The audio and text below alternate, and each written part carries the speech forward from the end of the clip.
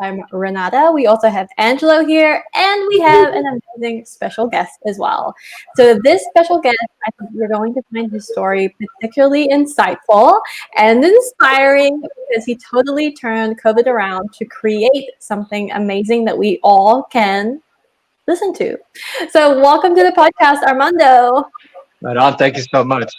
Glad to be here. Awesome. Manu, you excited for this? I am. I was a little nervous. Didn't Yeah? sleep all night. Why are you nervous, bro? I was nervous because I'm not used to being in front of the camera, and it's kind of weird. I haven't done the Zoom thing with the whole COVID, so this is like my second Zoom experience ever, and it's really distracting because I'm constantly worried. Like, do I have something in my beard? One thing you guys watching or listening, you're just gonna get Armando's vibe. He's just such a lighthearted, kind, funny guy. And he, like Renato was saying, he's done some cool stuff during this COVID pandemic.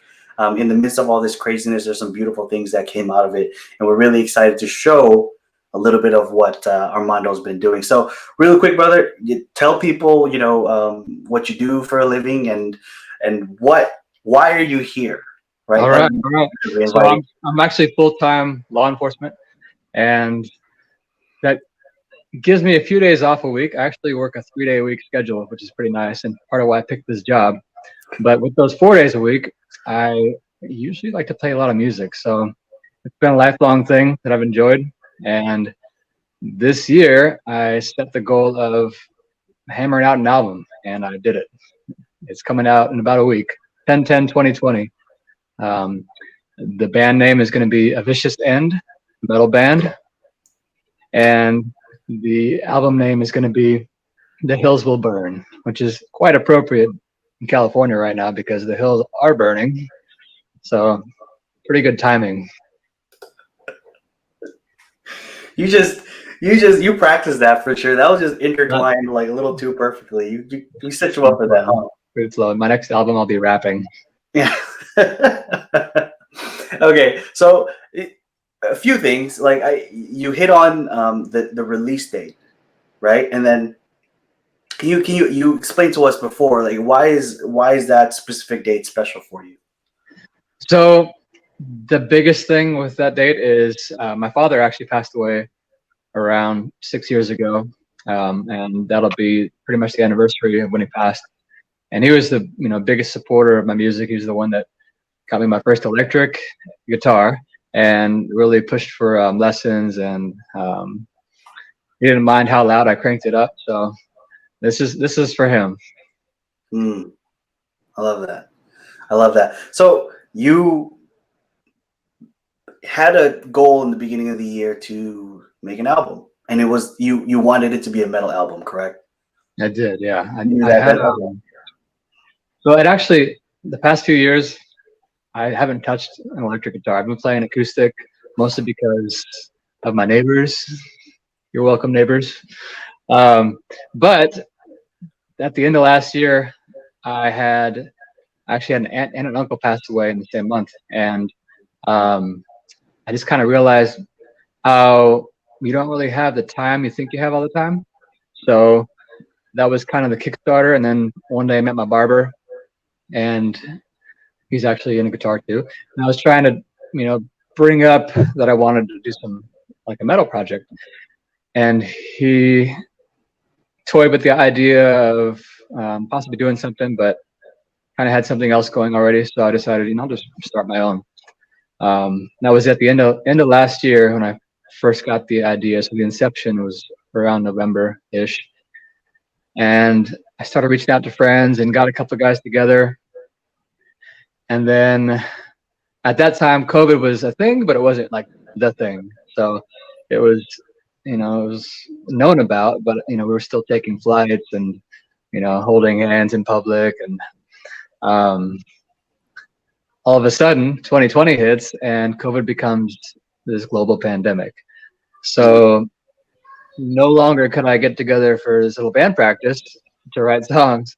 It all became, hey, we're just gonna home today. I don't want to hang out with you. So, So I decided, well, I'm not gonna give myself COVID, so I'll just, try to do what I can on my own. And then I wrote the guitar parts and the bass, and then I used this program to write the drum parts, which was very new for me.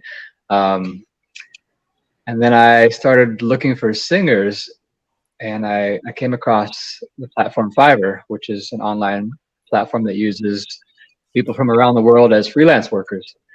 And with that program, I was able to connect with different people all over the world. And I tried a bunch of people out, and the main singer I went with actually ended up being from Russia. He's from St. Petersburg, Russia, and he resides there right now. He says it's very cold over there, unlike California, which is around 100 degrees right now. But yeah, so I just put all the tracks down and sent him the tracks with the lyrics. And I can't scream. In my younger days, I could do the metal screams, the Cookie Monster voice, but I somehow lost that. And me trying to scream to record this album was kind of hilarious. But I ended up singing like this for half of it. And I just said, you know what, to preserve my voice and my future, albums, right? I had somebody else sing, so I ended up just kind of whispering all the vocals, and I said I gotta do that, but scream them. And well, if you hear the album, you'll see he does a pretty good job at screaming them. Nice. Okay. Well, let me pause you there. I love where this is going, and I know that Renata, for those of you that don't know, has a very musical background, and I'm kind of curious, as you're hearing all of this right now, Renata, how are you, like, what's kind of going through your head as you're listening to all the steps that Armando had to do to basically put this whole thing together? Yeah, so this is what I find one of the most fascinating things about what you did, Armando, because I mean, you didn't have any experience in producing or recording music or writing out like essentially the music for other instruments until this particular project. Is that right? Yeah, no, I had no idea how to do sheet music, and I got this program that kind of converts tablature into sheet music, but you have to learn the timing. So I think the hardest part of writing songs was trying to figure that out. I mean, there's some entire sections I was like, I'm just gonna change this because it's too hard to figure out. But eventually I got to the point where I have the album. But yeah, that was a big learning curve that now I feel like it was really beneficial. Yeah, that's one of the things that, like I mentioned, I find so amazing and fascinating because you literally didn't come from like a record producing career or anything like that. You came from law enforcement. You have all this time. You're stuck at home, and you're like, I'll just make an album. And you literally figured out every single step along the way, even if it meant like you not screaming, but finding someone else to do it, halfway across the world. And that is, I think that really shows your tenacity, that really shows your perseverance to get this amazing goal accomplished because it just meant so much to you. Right on. Yeah, I definitely was going to do this no matter what. So paint a quick picture. How long did this whole process take from beginning of production to, I mean, not even release date, because it's obviously finished already, right? Yeah. So when I actually sat down to start writing the songs, it was early February. All of January, I was kind of exploring the options and how I was going to do this. Looking into like band names. Actually, you have to research that kind of stuff at a time. I try to treat this one like a business because nowadays you want to have your website and everything ahead of time, because if you choose the band name Metallica and then realize after you release the first album that there's already a band named Metallica, you could be in trouble. So it took about a month to come down with the band name and the website and just the formalities, that kind of stuff. And then when it came time to pick up the guitar, initially it was about 4 or 5 days to knock out the guitar and the bass track and the drums. But by the end of the album, I had it down. I was like writing songs in like 8 hours. It was pretty awesome. And Wow. my goal was to like on my 4 days off, write 4 songs. So I actually have like way more songs than the album has. but I figured I'd just stack them up for the next one. Ooh, spoiler. What was you heard it here, folks. Spoiler alert. There's some future stuff coming out. Yeah.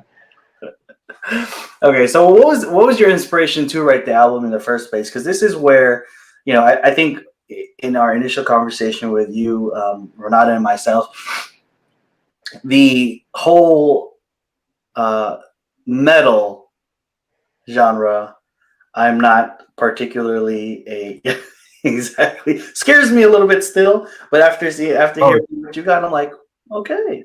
Yeah, no, it scares my wife as well. Don't worry.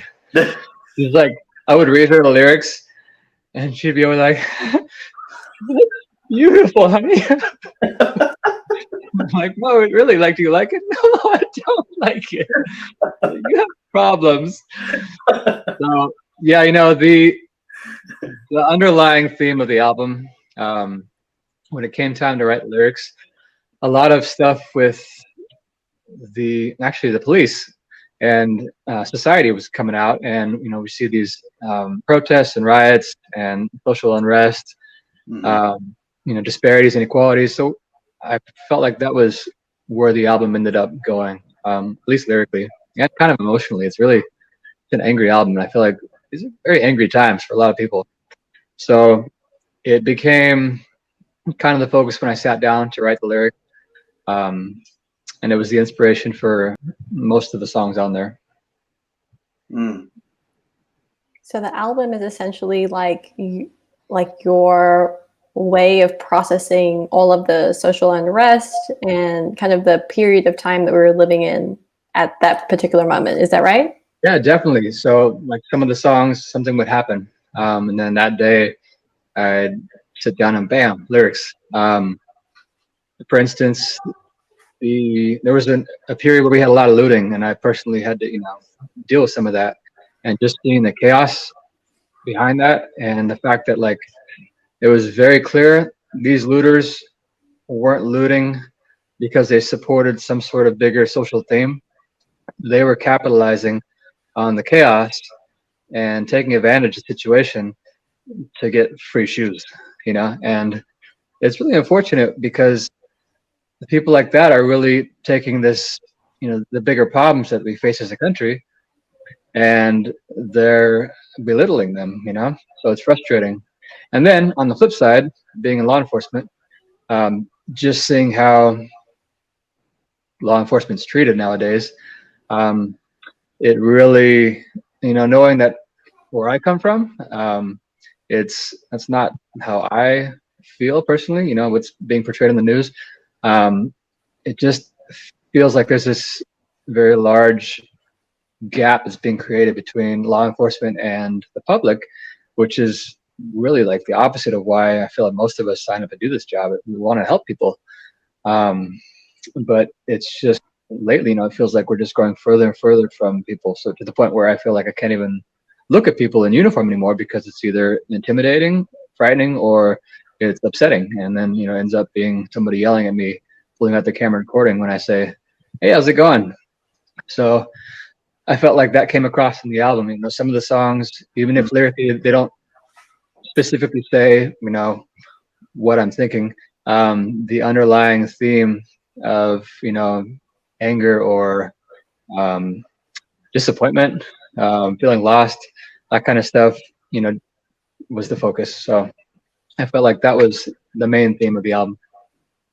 Wow, that's so interesting. And I love hearing kind of where the inspiration comes from for any music that's being written, because I think music is one of those almost like therapeutic or cathartic things that we can do, because we feel all these feelings and emotions very strongly, and sometimes we can't say what it is that we're thinking or feeling. And music is the perfect, it's the perfect almost like conduit for us to channel into.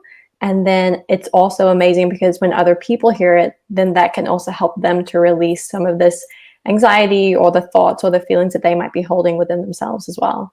Yeah, I mean, part of why I like metal so much is because it is so aggressive. And writing it particularly is absolutely therapeutic. I feel like to take those emotions and to transform them into something that you can, kind of bang your head to while you're driving to work it's amazing. It feels great. And it, I feel like I'm a pretty calm person in the day-to-day life. If you listen to the album, you wouldn't get that, but like I don't really yell. I'm not a yeller or screamer. Unless I'm you're really writing very, yeah, unless I'm writing my lyrics. Even then, I'm more of a whisperer. Um, but yeah, it really like I felt like the songs came pouring out, which is part of why my wife was so concerned. She's like, "Wow, that was all inside there, huh? You might want to get checked." Um, but that's just that. It's just a way to let it all out, in a healthy way. I feel like this is one of the healthiest hobbies you can have is music. Mm. So what did that do for you? Like what, we have that common law enforcement background, and the days that we get off shift, for me at the time, I was like 22 when I started, right? It was video games. I would get off of work and do video games, and that's how I would unwind. And I guess that would take me out of work mode and slowly back into home mode. Oh, yeah. What did writing music do for you? Yeah, so I mean, a lot of guys do that. A lot of guys drink. I Mm. actually stopped drinking when my dad died about 6 years ago, so that's off the table. Video games, every here and there, I would hop on and do that early on, but I found that it wasn't quite enough for me, and music really filled the gap. So that's part of why I was doing a lot of acoustic stuff the last few years, because it's really calming. But I still felt like getting that aggression out and through music was 10 times more beneficial than all the happy sappy songs I wrote. So how did you feel after you accomplished this? I mean, so you took the time to learn the instruments, write, on sheet music, and hire people from all over the world. Um, how did it feel after you accomplished all this in the middle of the pandemic? How did it feel? It's amazing. I should have recorded the minute or the moment rather.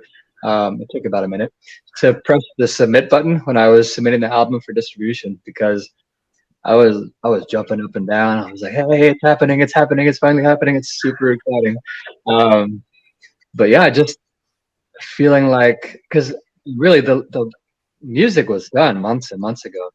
The last few months have been the mixing, the mastering, the production end of it, some advertising stuff, setting up like the website and all the stuff that I hate to do.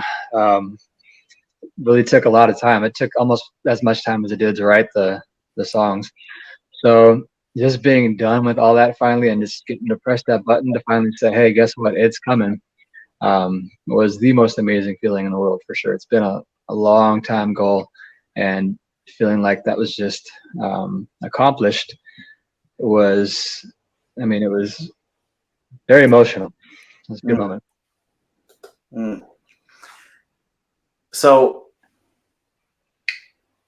my follow-up question to that is, what would you say to people like myself initially who maybe not who aren't too fond of metal? It's most people. So Right, right, I've, and I've gotten used to the response. that's the Um, reality, right? So how do you like how do you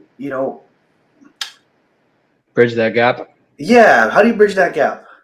Yeah. So usually I mean, knowing somebody, I will say, "Hey, this is my album. I wrote this. You better listen to it."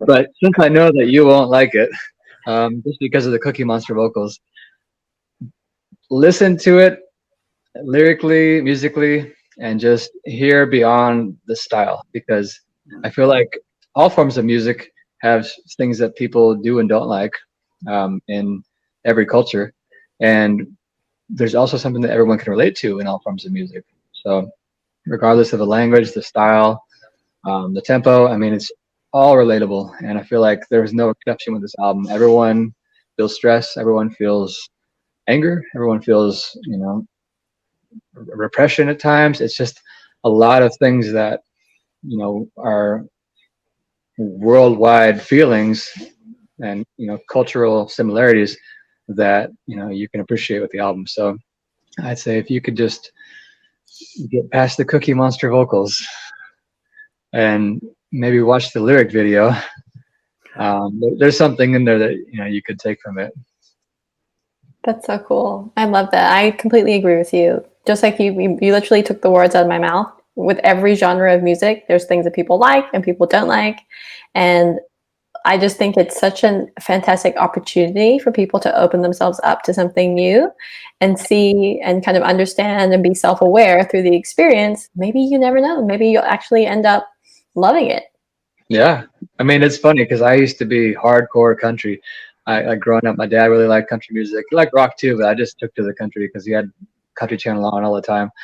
And I remember my mom took me to this like college, like a talent show one time, and this metal band came on, and I literally like sat there like this the whole time, plugging my ears, like, this is horrible. How is it gonna stop, Bobby? And I refused to even hear it. I was one of those people. And then something changed, and I realized, hey, you know what? There is something there. There's that style might not be my particular fave, but there's something there. So I started getting, more into that kind of music and exploring it. And now I pretty much like all music now. There's not much that I don't like, because I've learned to kind of dig past that to see, what they were thinking when they wrote it, what they were feeling when they wrote it. Because I feel like at the core of all music, there's somebody sitting there trying to express themselves. So that itself is worth listening to it for. That's beautiful. Okay, so what I feel like your whole album project was an almost like a problem-solving project. It was literally trying to figure out how to do every single thing. So what would be your one piece of advice for someone that wants to embark on doing like a huge radical project that they literally have never done before? They have to figure out every single step just like you did. What would be your one piece of advice for them? YouTube. Honestly, you can learn anything and everything now. It's amazing. The world we live in right now is absolutely amazing. The internet has changed everything. You could learn anything you want in front of a computer as long as you have an internet connection. If you don't, I'm so sorry, but it's coming soon. You can really sit down if you're that dedicated and you really want it. Take the time, learn what you need to learn. Don't give up, and you can do it. It's one of those things where I'm a firm believer in, if you put your mind to something, you can do it. I've learned that time and time again in my life. There's been ambitions and goals throughout my life where I thought, I don't think I'll ever get there. I don't think I'll ever become that person or obtain that job. Even being a cop, back when I started, it was hard to become a cop. I mean, I remember standing in line with like 1,000 people to take a physical fitness test so I could even submit an application to apply to be a cop. And that was after that, it was like a year or 2 years of this application back and forth background process. It was tough. Nowadays, we had 3 people take the physical agility test recently, and only 2 of them passed. So I won't even touch on that. Anyway, but I worked my way through it, and I made it. So it's one of those things where if you really put your head to the ground and don't let anybody tell you can't do it, then you can achieve it. Let me round it out with this, Mondo. What was, if you don't mind sharing, at any point during this whole process, do you ever feel like quitting? Like, I mean, this is a big task, and you did it in X amount of months, 4 months, right? Yeah, I mean, the actual music was done pretty quick. So I'd say the part where I started feeling kind of, not so much defeated, but just really frustrated, and I started like putting less time into it for a couple weeks there, was going back and forth with the mixing. So I had somebody help, review the mixes, and they would change something, and it would be kind of not what I was thinking I wanted. So trying to portray what I wanted this album to end up being to somebody else halfway across the world. That was kind of tough at first, but when we got there, we got there, and I'm really pleased with the way it came out. And what was it that got you there? Like, what made you push past the excuses and the boundaries? Yeah, I was hell bent on releasing this thing. Like nothing was going to stop that. And I think part of what was really frustrating with that was that each time I would outsource, it cost money. And initially I was hoping to do this album for like under $3,000, and it ended up being like almost $9,000 total. Yeah, so I'm bad with budgeting. I still got to work on that one. That's 2021 goals. But, hashtag.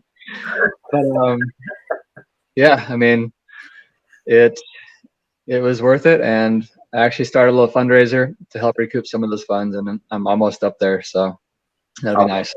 I love that. And how can people listen to the album, and how can they connect with you and follow a little bit of what's going on with you?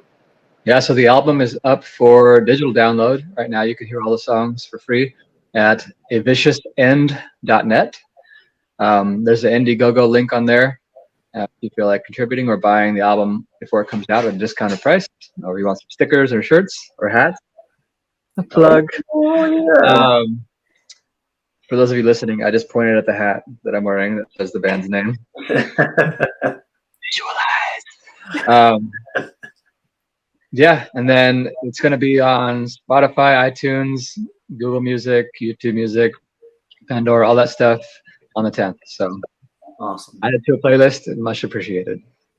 Awesome, brother. I appreciate you sharing your story, sharing your project with us, and I want you to round it out with this one last thing for the person listening right now who may be in the middle of this, who's in the middle of this whole COVID season, wanting to do something big, wanting to accomplish a big project or a big goal or whatever that may look like. What would you say to them? If you could just speak directly to that person right now, what would you say to them? I'd say the only thing stopping you is you. You just need to do it. Really, there's no one out there that's going to physically hold you back and say you can't do it. It's achievable. It really is. You just got to do it. And watch a lot of YouTube.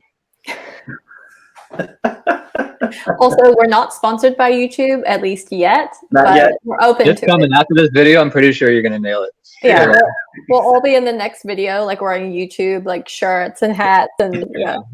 So we did a thing. We did a thing last week. Armando, I appreciate you, brother. Thank you so much, man. Thanks for your time. I love the energy, the enthusiasm. Like you're just such a funny, lighthearted dude. Like I would never have thought you were like a metal artist. Yeah, I know. My wife didn't know until like this year too. So surprise! Surprise! All right, brother. I appreciate you, man. Thank you so much. Thanks again. Take care.